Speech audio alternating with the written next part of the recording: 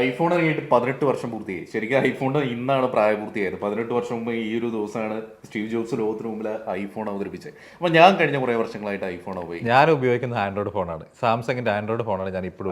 എന്താ ടോണി, സാധാരണ content creators ഒക്കെ അവരുടെ നല്ല വീഡിയോ ഔട്ടിന് വേണ്ടിയിട്ടൊക്കെ അവർ ഐഫോണാണ് ഏറ്റവും കൂടുതൽ ആപ്ലിക്കേഷനുകൾ ഇൻസ്റ്റാൾ ചെയ്യാൻ പറ്റുന്നതും അതുമാത്രമല്ല പല വെബ്സൈറ്റുകളിൽ രജിസ്റ്റർ ചെയ്യാൻ പറ്റുന്നതും ആൻഡ്രോയിഡ് ഫോണാണ്. അതുകൊണ്ട് മാത്രമാണ് ആൻഡ്രോയിഡ് ഫോൺ ഞാൻ യൂസ് ചെയ്യുന്നത്.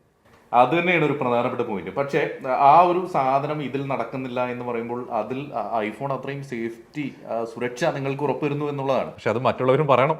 അതെ അതെ, അല്ല ഇതിൽ പലരും പറഞ്ഞു കേട്ടിട്ടുള്ള ഒരു കാര്യം, ഈ വൺസ് നിങ്ങൾ ഐഫോൺ ഉപയോഗിച്ചാൽ പിന്നെ ഒരിക്കലും നിങ്ങൾ ആ ബ്രാൻഡിൽ നിന്ന് മാറില്ല എന്ന് പലരും പറഞ്ഞു കേൾക്കുന്നുണ്ട്. എന്തായാലും ലോകത്ത് എമ്പാടുമായിട്ട് ഐഫോൺ വലിയ തോതിൽ സ്വീകരിക്കപ്പെട്ടു എന്നുള്ളൊരു യാഥാർത്ഥ്യമാണ്. അപ്പോൾ 200 കോടി ഐഫോണുകൾ അവർ ഈ 18 വർഷം കൊണ്ട് വിറ്റഴിച്ചിട്ടുണ്ട്. അത് മാത്രമല്ല ഇന്ത്യ പോലുള്ള രാജ്യങ്ങളിൽ ഐഫോണിന് വലിയ ജനപ്രീതി കിട്ടി വരുന്നു. കഴിഞ്ഞ വർഷം ഒരു പുറത്തു വന്ന ഈ 2024 ഇന്ത്യയിൽ നിന്ന് നിർമ്മിച്ച് കയറ്റി അയച്ച ഐഫോണിന്റെ മൂല്യം എന്ന് പറയുന്നത് 1.08 ലക്ഷം കോടിയാണ്.